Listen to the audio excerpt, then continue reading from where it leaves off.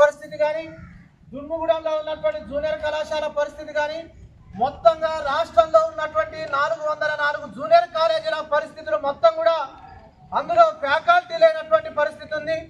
అదేవిధంగా సరైనటువంటి తరగతి గదులు కానీ విద్యార్థులకు మంచినీటి సౌకర్యం కానీ మరుగుదొడ్లు.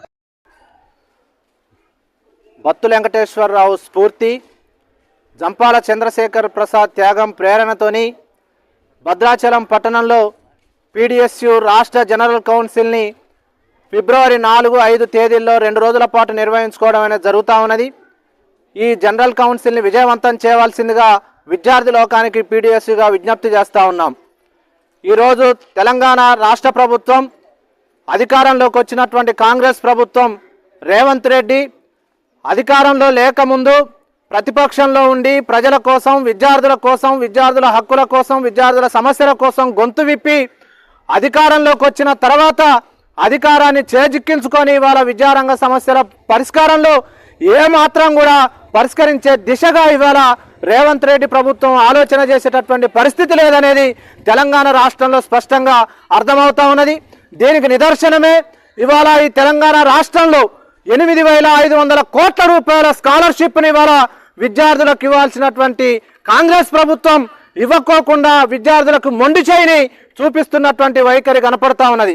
అందుకోసమే తక్షణమే స్కాలర్షిప్లు ఇవ్వాలని చెప్పేసి మేము తెలంగాణ రాష్ట్ర ప్రభుత్వాన్ని మేము డిమాండ్ చేస్తూ ఉన్నాం.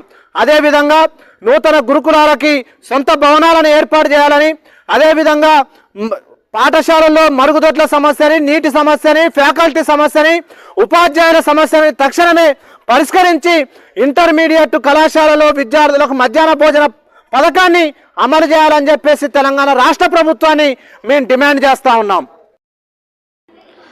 నా పేరు శివప్రశాంత్, పీడిఎస్ భద్రాచలం డివిజన్ కార్యదర్శిని. ఈరోజు చెర్ల సంబంధించినటువంటి ప్రభుత్వ జూనియర్ కళాశాలలో పోస్టర్ ఆవిష్కరణ నిర్వహించడం అనేది జరిగింది.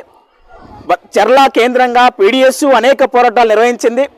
చెర్లలో జూనియర్ కళాశాలల వేదికగా అట్లాగే చెర్ల సంబంధించినటువంటి డిగ్రీ కాలేజీ, డిగ్రీ సెంటర్ని ఇక్కడ ఏర్పాటు చేయడం కోసం గత 3 సంవత్సరాల నుండి గత సంవత్సరం కూడా ఎంఆర్ఓ ఆఫీస్ ముందు కానీ అట్లాగే కాకతీయ యూనివర్సిటీ ముందు ఉన్నటువంటి సంబంధిత అధికారులతో మాట్లాడి చర్చించి ధర్నాలు చేసిన తర్వాత డిగ్రీ సెంటర్ని ఇక్కడ ఏర్పాటు చేసుకోవడం దాంట్లో కీలక పాత్ర పోషించింది పీడిఎస్యు.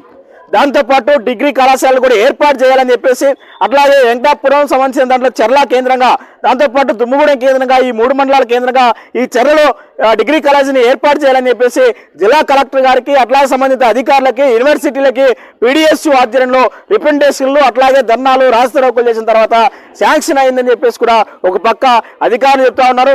చాలా సంతోషంగా ఫీల్ అవుతున్నామని చెప్పేసి కూడా మేము తెలియజేస్తున్నాం. దాంతోపాటు పీడిఎస్యు చేసేటువంటి పోరాటాల మొత్తాన్ని కూడా రాష్ట్రంలో ఉన్నటువంటి సంబంధించిన విద్యారంగ సమస్యల పరిష్కారం కోసం, మొత్తంగా విద్యారంగంలో జరుగుతున్నటువంటి అన్యాయం మీద, పాలకవర్గం చేసేటువంటి దోపిడీల మీద ఖచ్చితంగా ప్రశ్నించడం కోసం భద్రాచలం వేదిక కాబోతా ఉంది. ఫిబ్రవరి 4, 5 తేదీలలో రాష్ట్ర జనరల్ కౌన్సిల్ని నిర్వహించుకోబోతా ఉన్నాం. రాష్ట్రంలో ఉన్నటువంటి అన్ని జిల్లాల నుంచి పీడిఎస్ నాయకత్వం వస్తూ ఉంది. కాబట్టి రాష్ట్ర ప్రభుత్వం చేసేటువంటి విద్యా వ్యతిరేక విధానాన్ని ఎండగట్టడం కోసం భద్రాచలం వేదికగా అవుతుంది. కాబట్టి అందరూ కూడా విద్యార్థులు కానీ మేధావులు కూడా వచ్చి ఇదంతా జయప్రదం చేయాల్సిందిగా కోరుకుంటా ఉన్నాం.